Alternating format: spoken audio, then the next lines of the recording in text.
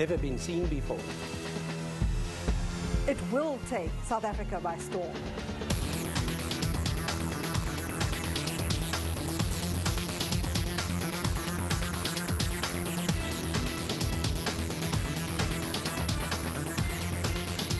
It's a new African soccer icon.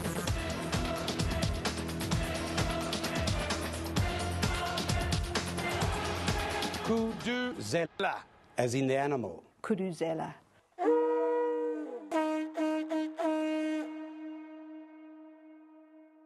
The story goes like this. For years, the vuvuzela has been the noisemaker of choice. It's the unmistakable sound of African soccer.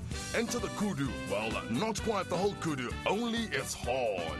It's a plastic molded kudu horn that's about to take Africa by storm. The concept is really one that was a collaboration between South African National Parks and Kudu Manufacturing that they brought to us primarily because of our involvement in 2010. We patented the idea and the concept in 2005, and in 2006 we were approached by South African National Parks. It was a fitting relationship. We formed a partnership, and we're getting a percentage of each sale of the Kuduzela towards the Kids in Parks program, which takes kids, especially disadvantaged kids, to experience conservation in their own country. FNB was introduced to the Kuduzela when their public sector banking client, South African National Parks, approached them with the concept of a plastic kudu horn to rival the vuvuzela. However, a patent had already been registered on the shape and concept by a manufacturing company called Kudu Manufacturing.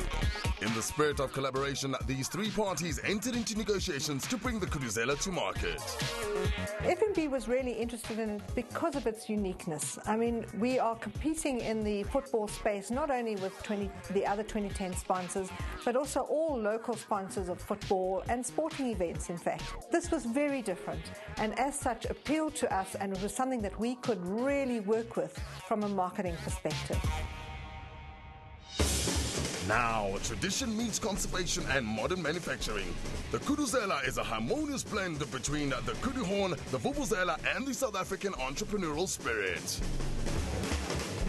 Kuduzela is South African National Park's way of becoming involved in the 2010 World Cup. One of the objectives of our strategy was to ensure that the South African National Park's brand is taken to market during 2010, and that conservation takes a level of awareness during 2010.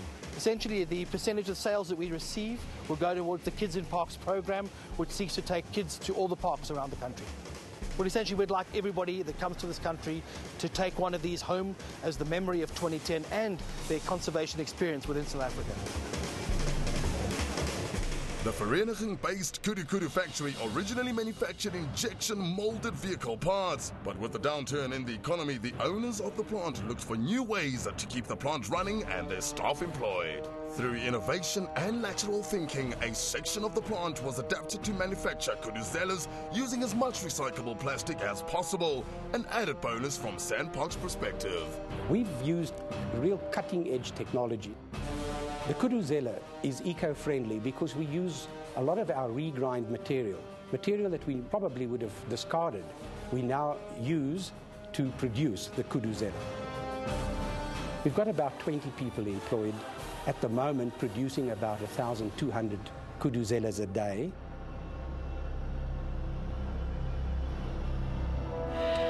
It's believed that the earliest form of traditional trumpet was the kudu horn called Ixilongo in isiXhosa. It was usually blown to summon villagers to meetings.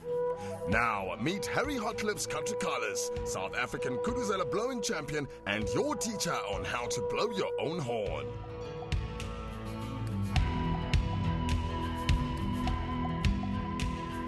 The secret to blowing your own horn is to cause a vibration through the Kuduzela with your lips.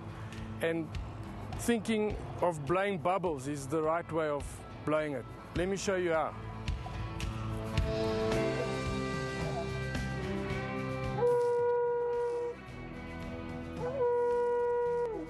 Let's see what you got, guys.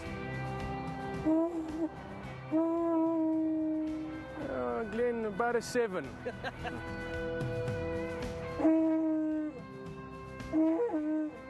Gary, that will score you a 9.